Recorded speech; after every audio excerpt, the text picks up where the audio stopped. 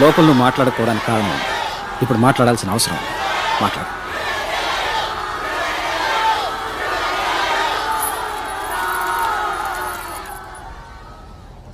లోపల ఎందరో సాక్షుల ముందు నుంచున్నాను, ఇప్పుడు మీ మనసాక్షి ముందు నుంచున్నాను. నేను చేసింది తప్పో ఒప్పో మీరే చెప్పాలి. ఇంతమందిని చంపే హక్కు మీకు ఎవరిచ్చారు? మనిషి కళ్ళు మూసుకొని నమ్మేది ఇద్దరిని మాత్రమే. ఒకడు దేవుడు, ఇంకొకడు డాక్టర్.